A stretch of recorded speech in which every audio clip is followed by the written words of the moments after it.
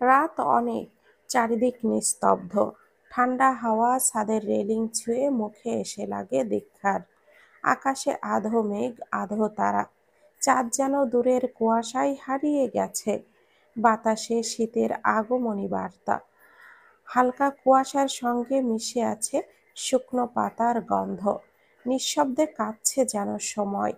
দীক্ষা দাঁড়িয়ে আছে ছাদের এক কোণে, রেলিং ঘেঁষে। গায়ের উপরের ওড়নাটা কেঁপে উঠছে বাতাসে, আর তার চোখ থেকে ঝরে পড়া অশ্রু ঝিলমিল করে উঠছে চাঁদের ক্ষীণ আলোয়। বুকের ভেতরটা যেন কেউ ছিঁড়ে ফেলছে প্রতি মুহূর্তে। শিশিরের কথাগুলো বারবার কানে বাজছে, আমি একজন স্ত্রী চেয়েছি আম্মু, বন্ধু নয়। এই একটা বাক্য যেন হাজারটা ছুরির মতো বিদ্ধ করছে তার মনকে। সে একটা হাত রাখলো নিজের পেটে। এই তো, এর ভেতরেই শিশিরের অস্তিত্ব, তারই রক্ত মাংসের প্রতিচ্ছবি। অথচ সেই শিশিরের কাছে আজ দীক্ষা কে? একজন অতীত, এক টুকরো ভুল, নাকি শুধুই বোঝা? চোখ বন্ধ করতেই চোখের সামনে ভেসে উঠল কত শত টুকরো স্মৃতি। ছোট্ট ঘরটার জানালায় দাঁড়িয়ে শিশিরের হাসি, সকালে চা বানিয়ে দীক্ষার হাতে ধরে বলতো, ম্যাডামের জন্য চা বানালাম, ভালো হলে 10 টাকা দিবি কিন্তু।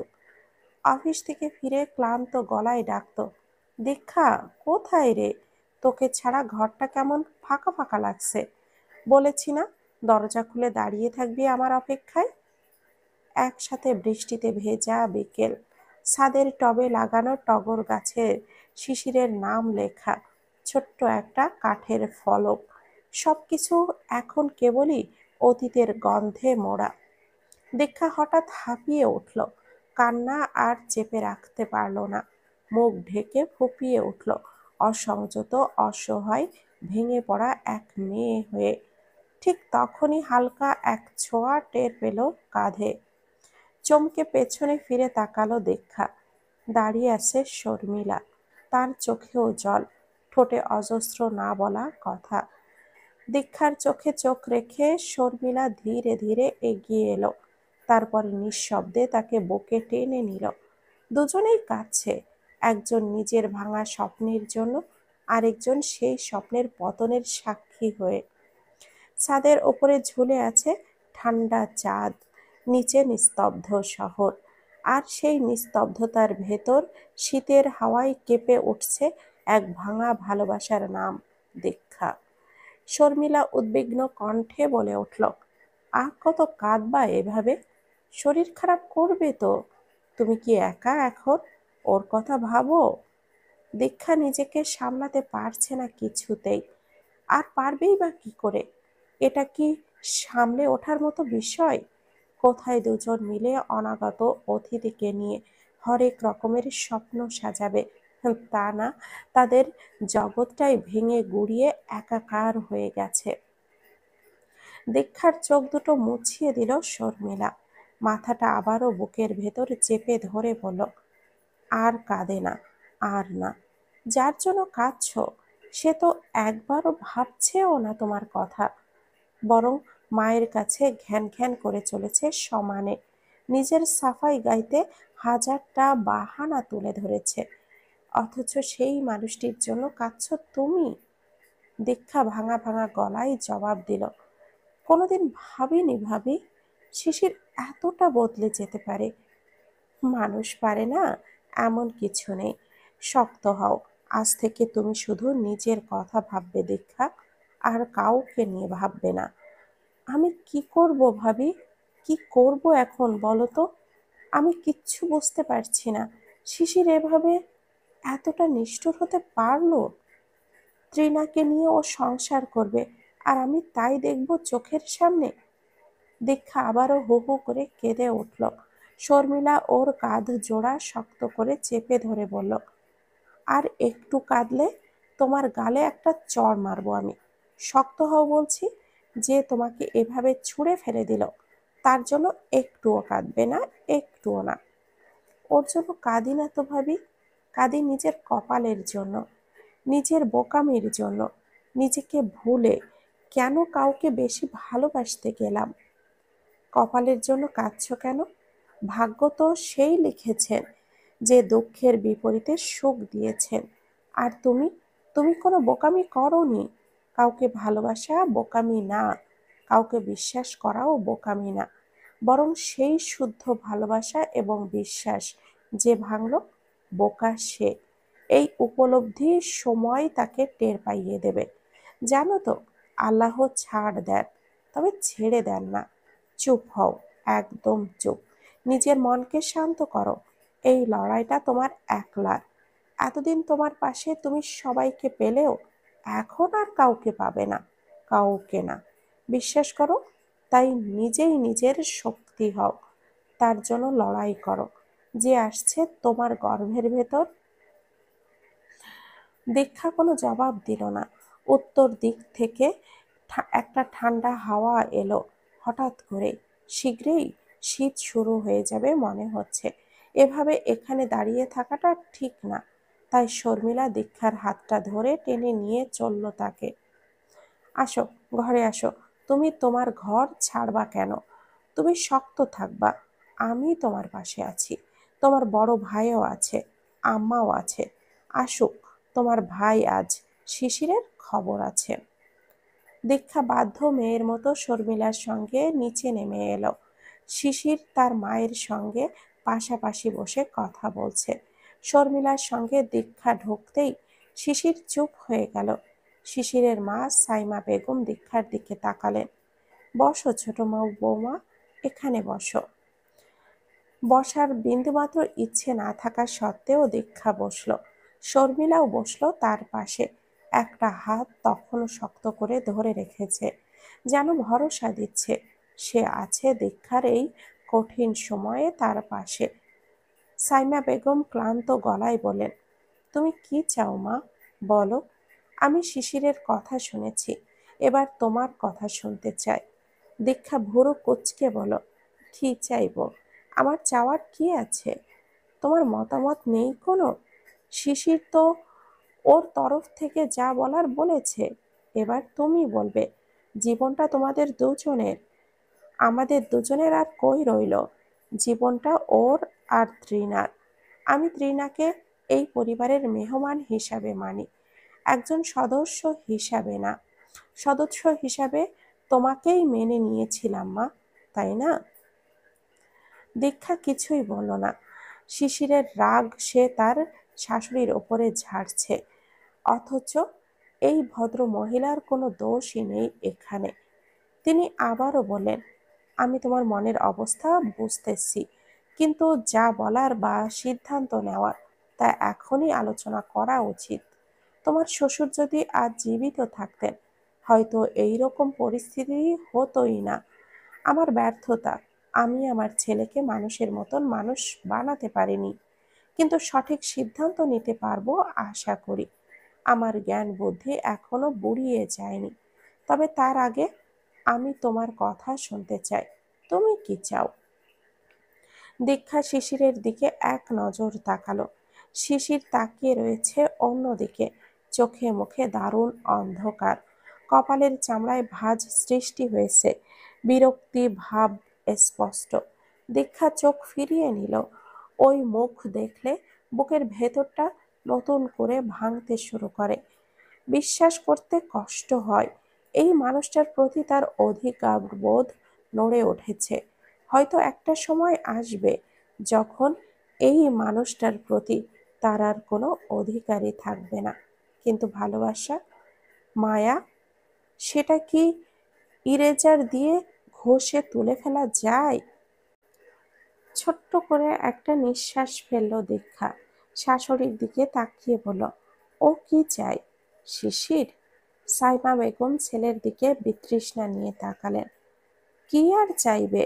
পাপ করেও তো মন ভরেনি, 16 কলা এবার পূর্ণ করতে চাইছে। তোমার ওই অসভ্য বোনকে আমার বাড়ির সদস্য বানাতে চাইছে। এই কি ওর ফাইনাল সিদ্ধান্ত আম্মা? এটা ফাইনাল হোক বা না হোক, তোর সঙ্গে আমি আর থাকতে চাচ্ছি না, অবশ্য থাকতে পারছি না।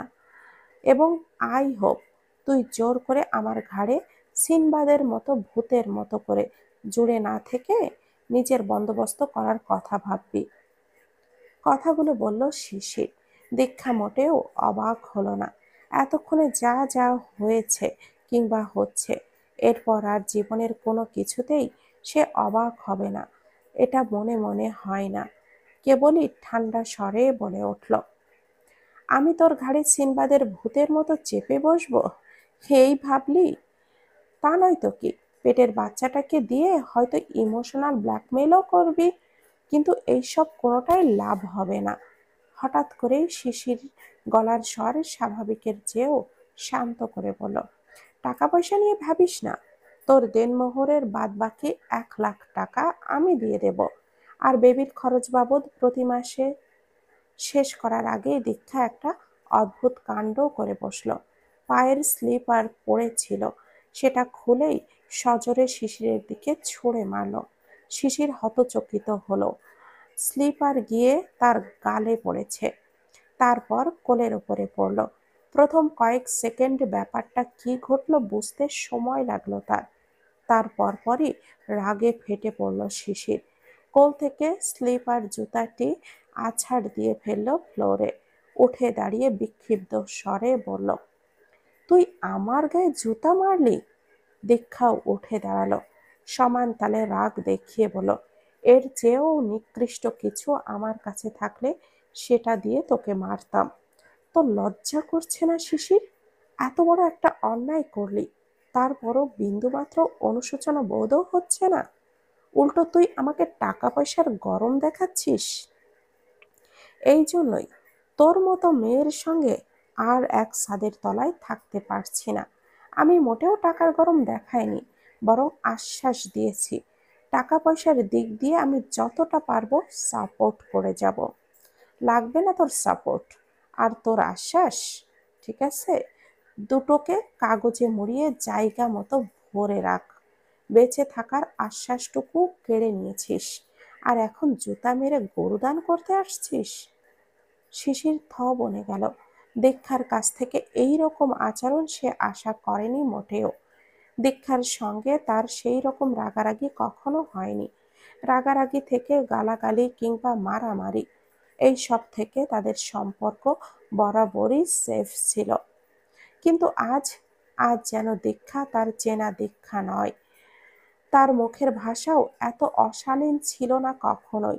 এত রূঢ় আচরণে তাকে দেখা যায়নি কোনোদিনও। বোকা শিশির, কিচ্ছু বোঝে না।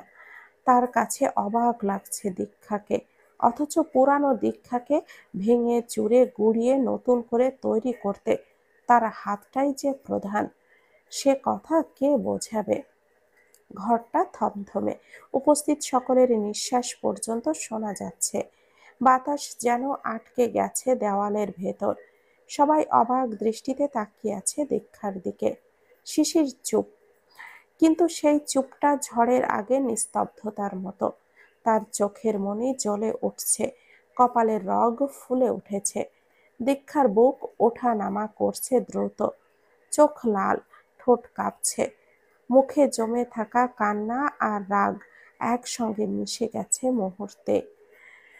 শিশির ঠান্ডা গলায় বলল, তাই বুঝি আমাকে অপমান করবি? আমার গায়ে জুতা মারবি? দীক্ষা হেসে উঠল, একটা কর্কশ ব্যথা ভরা হাসি। অপমান? তুই অপমান কি জিনিস জানিস শিশির? অপমান তো তুই আমাকে করলি, আমার অনুভূতিগুলোকে করলি, এমনকি আমার পেটের সন্তানটাকেও তুই ছাড়লি না। শিশির দাঁতে দাঁত চেপে বলল, চুপ করবি তুই? আমার আর তোর মধ্যে যা হওয়ার হয়ে গেছে, এখন এইসব বলে লাভ নেই। তুই আমার জীবনের জায়গা হারিয়ে ফেলেছিস। দীক্ষা তীব্র গলায় উত্তর দিল, জায়গা হারিয়েছি? আমি হারিয়েছি নাকি তুই বিক্রি করে দিয়েছিস? তুই নিজের শরীরের মতো মনকেও ভাড়ায় তুলে দিয়েছিস তৃণার কাছে। শিশির এক পা এগিয়ে এলো, গলা ভারী হয়ে উঠল। মুখ সামলাস দীক্ষা, যা খুশি বলিস না। কেন? তুই যখন যা খুশি করিস তখন আমি মুখ বন্ধ রাখবো? আমার গর্ভে তোর সন্তান, আর তুই অন্য কারোর চোখে চোখ রেখে সংসারের স্বপ্ন দেখিস। এই, লজ্জা হয় না তোর? শিশির চেঁচিয়ে উঠল, তুই থামবি নাকি? না, থামবো না, আজ সব বলবো। তুই জানিস তোর মতো স্বামী মানে নোংরার থলে, আমার জীবনের সবচেয়ে বড় অভিশাপ। শিশির টেবিলের উপরে রাখা গ্লাসটা ছুঁড়ে মারল দেওয়ালে। গ্লাস ভেঙে গুঁড়ো হলো, পড়ল মেঝেতে। চুপ করে যা, না হলে খারাপ হবে। দীক্ষাও এবার ভয় পেল না, চোখে চোখ রেখে বলল, খারাপ তো তুই হয়েই গিয়েছিস, এখন আর কিছুতেই নতুন খারাপ হওয়ার সম্ভাবনা নেই। তুই আমার সহ্য শক্তির পরীক্ষা নিচ্ছিস দীক্ষা। তোর সহ্য শক্তি? তুই নিজের বিবেকের পরীক্ষা দিয়েছিস প্রথমে, এখন নিজের মুখে থুতু নিজেই চাটছিস। শিশির এক ঝটকায় এগিয়ে এসে দীক্ষার হাতটা ধরে টানল। তুই মেয়ে হয়ে আমার সঙ্গে এভাবে কথা বলবি? দীক্ষা ছটফট করে হাতটা ছাড়াতে লাগলো। হাত ছাড় বলছি তো, হাত ছাড়, নোংরা মানুষ। চুপ কর। শিশির এবার প্রায় ঘুষি তুলল দীক্ষার মুখের দিকে।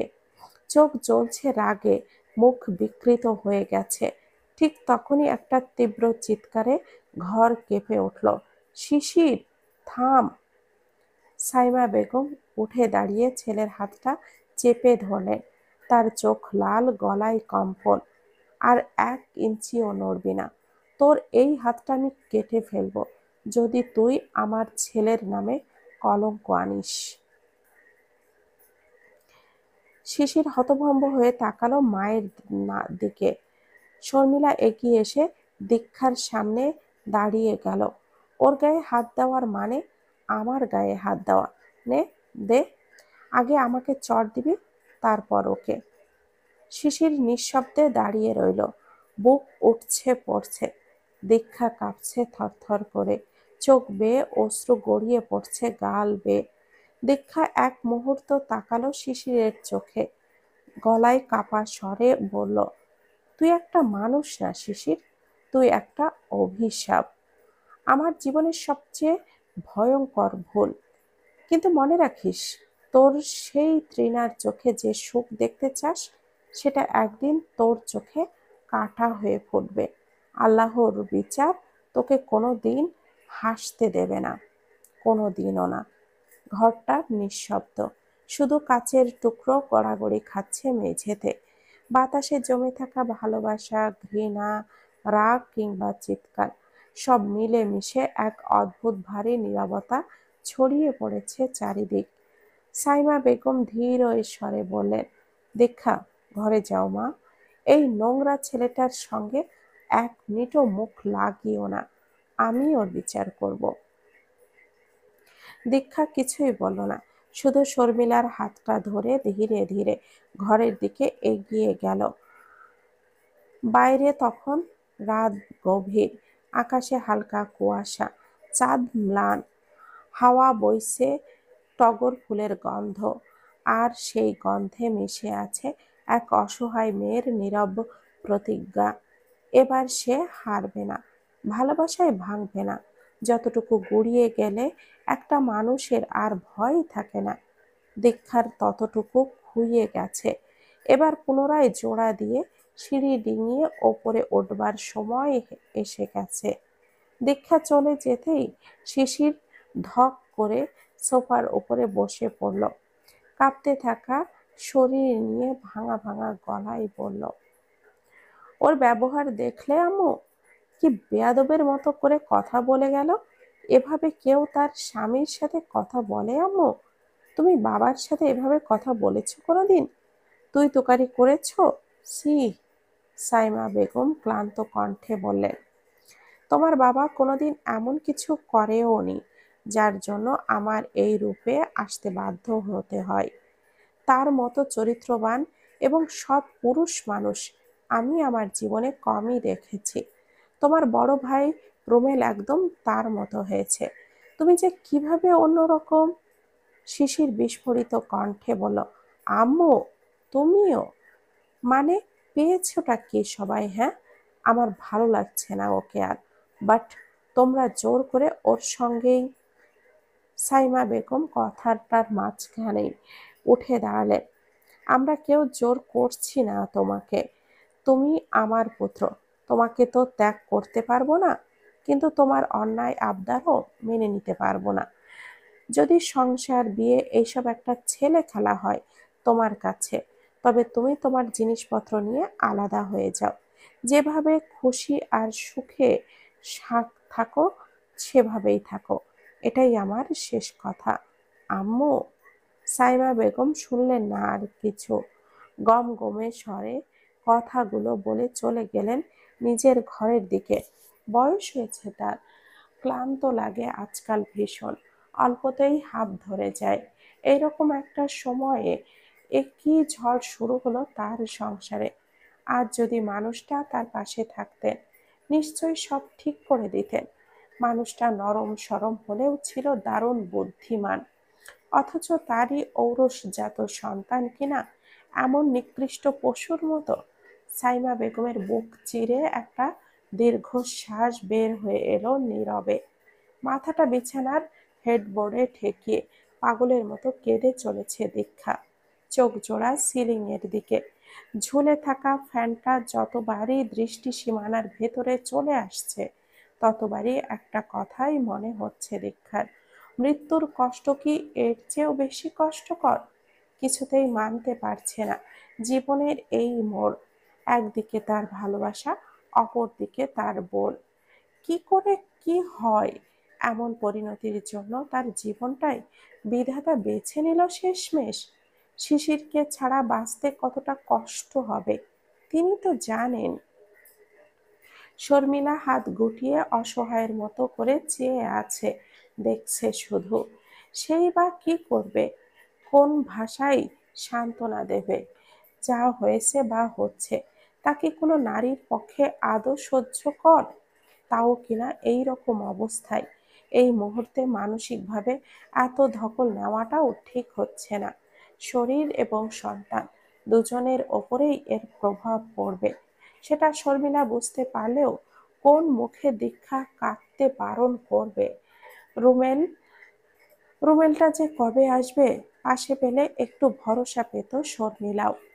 তৃণা ভীত পায়ে ঘরের ভেতরে ঢোকে। সে চলে যেতে চায়। এই ফ্ল্যাটে আপাতত তার থাকাটা উচিত হবে না। সবাই তার বিপরীতে।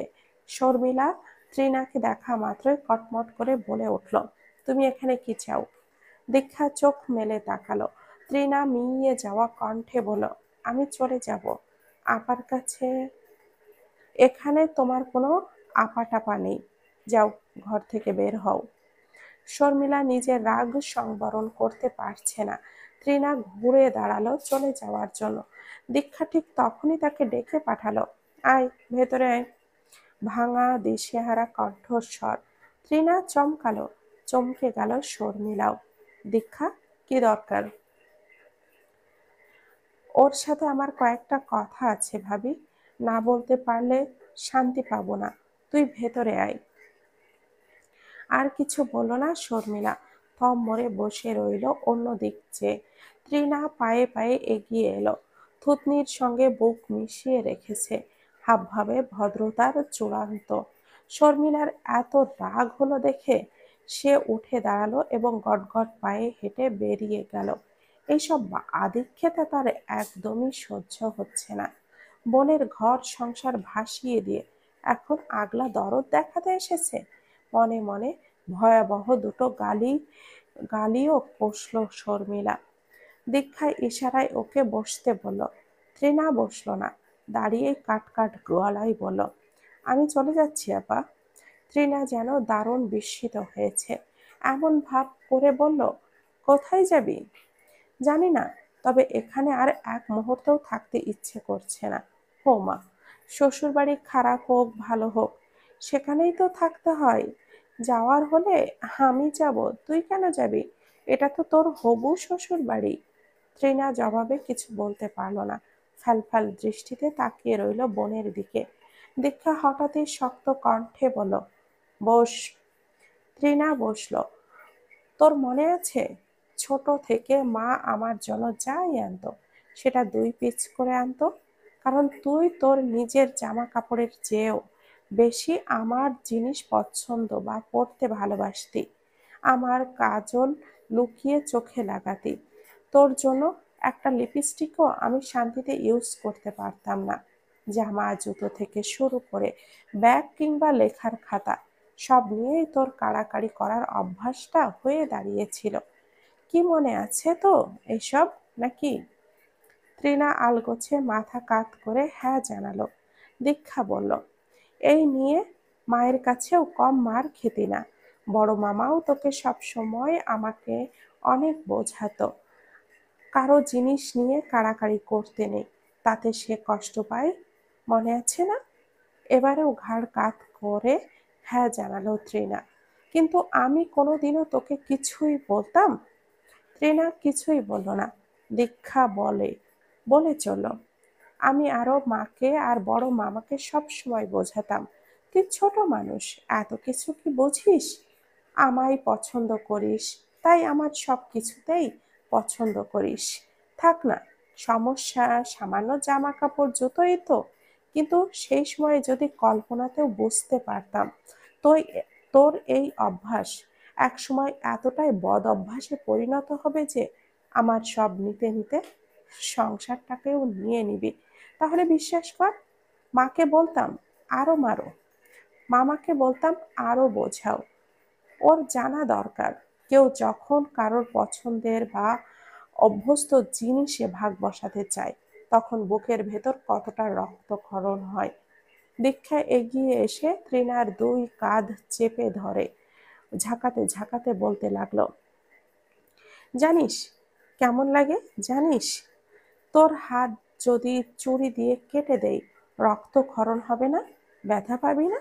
এর চেয়েও বেশি রক্তক্ষরণ হয় এই বুকের ভেতর, ওর চেয়েও বেশি ব্যথা লাগে হৃদয়ে। তুই তো কাটা জায়গায় মলমের প্রলেপ লাগাতে পারবি, আর আমি আমার হৃদয়ের কবরটা কি? বল, কি করব? উত্তর দে। ত্রিনা হতভম্ব চোখে তাকিয়ে আছে। দীক্ষা ধীরে ধীরে ফুঁসে উঠছে, আবারও একটা চড় দিয়ে বসতে পারে। তবে ত্রিনা সরে যাওয়ার চেষ্টা করলো। আপা, তুই ছাড় আমাকে, আমার কথা শোন, শান্ত হ আপা। শান্ত হব? তুই আমার ঘর কেড়ে নিলি, বর কেড়ে নিলি, এখন আমাকে বলছিস শান্ত হতে? আপা, খবরদার, আমাকে আপা ডাকবি না। তোর মতো বোন যেন আল্লাহ কারোর ঘরে দ্বিতীয়টা না দেন। তুই বোন জাতটাকে কলঙ্কে ডোবালি। ছি, ঘৃণা হচ্ছে আমার তোর ওপরে, ছি। দীক্ষা থুতু ছুঁড়ে মারল, তৃণার গোটা মুখটার ওপর গিয়ে পড়ল। আপা! দীক্ষাকে ঠেলে নিজের কাছ থেকে দূরে সরালো সে, এমনভাবে ধাক্কা দিয়ে সরালো আরেকটু হলে বেখেয়ালি হয়ে পড়তো দীক্ষা। বিন্দুমাত্র বিচলিত হলো না তৃণা, বরং নিজের কণ্ঠস্বর শক্ত করে বলল, অনেক হয়েছে, আর ভালো লাগছে না। তুই আসলেই একটা ফালতু মেয়ে। সাধে সাধে তোমার জামাই তোমাকে ফেলে আমাকে বেছে নেয়নি। নিজের আচরণ আগে ঠিক করো। বস্তির মতো টানাটানি করছো, আর আমাকে ছি ছি বলছো? আমাকে? তুমি নিজে একটা ছি। জামাইয়ের সাথে আদব লেহাজ দিয়ে কখনো কথা বলতে তো পারো নাই, আবার জামাইয়ের মনটাও বোঝো নাই। সে না চাওয়ার পরেও বেবি একটা ঘাড়ে ঝুলিয়ে দিতেছ, অথচ তোমার হাজবেন্ড এই বেবিটা চাইছে নাকি চাই নাই সেগুলো কখনো জানছো? জানো নাই। সে কারোর কাছে না বলতে পেরে আমার কাছে বলেছে। সে আরো সময় নিতে চেয়েছিল, রেডি ছিল না মানসিকভাবে এত বড় দায়িত্বের জন্য। সে চেয়েছিল তুমিও অফিস টফিস করে তার পাশে দাঁড়াও, কিন্তু না, তুমি তো দুনিয়ার সব তার ঘাড়ে দিয়ে নিজে একটা কুমড়া হয়েছ ঘরে বসে বসে। আর সহ্য হলো না দীক্ষার, ঠাস করে চড় বসিয়ে দিল তৃণার গালে। তৃণাও পাল্টা জবাবে দীক্ষাকে ধাক্কা দিয়ে বসল। দীক্ষা তৃণার চুলের গোছা হাত ঢুকিয়ে হ্যাচকা টানে ওকে বিছানা থেকে ফেলে দিতেই ঘরে ঢুকলো শিশির, সাইমা বেগম এবং শর্মিলা। শিশির ছুটে গেল প্রায়। তুই এইসব করতেছিস দীক্ষা? তুই পাগল হয়ে গিয়েছিস? নিচ থেকে তোলার জন্য হাত বাড়াতেই সেই হাতটা ধরে মুচড়ে দিল দীক্ষা। চিৎকার করে বলল, হ্যাঁ, পাগল হয়ে গেছি।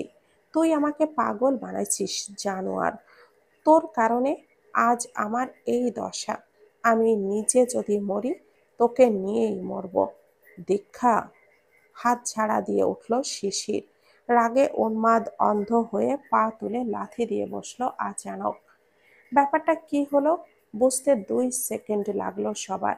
তার পরপরই আর্ত চিৎকার বেরিয়ে এলো সাইমা বেগম এবং শর্মিলার ঠোঁট চিরে, দীক্ষা! শিশির! দীক্ষা মাটিতে বসে পড়েছে, 2 হাত চাপা দেওয়া তল পেটের ওপর। চোখে মুখে কি যে আছে বোঝা বড় দায়। হয়তো অবাক বিস্ময় নিয়ে দেখছে, যার অস্তিত্বকে সে নিজেই শেষ করে ফেলল।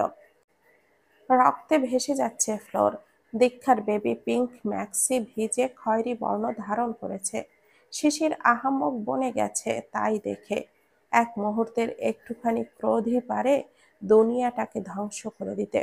সবাইকে অনেক অনেক ধন্যবাদ এতক্ষণ ধরে সাথে থাকার জন্য। গল্পটির নাম হচ্ছে সোনা ডিঙির নৌকা, লেখনীতে মৃধা মৌনি। গল্পটি যদি ভালো লেগে থাকে তাহলে প্লিজ একটা লাইক করবেন, আর গল্পটি কেমন ছিল কমেন্ট করে জানাবেন। পরবর্তী অংশ পেতে হলে আমাদের সাথেই থাকবেন। ভালো থাকবেন, সুস্থ থাকবেন। আল্লাহ হাফেজ। আসসালামু আলাইকুম।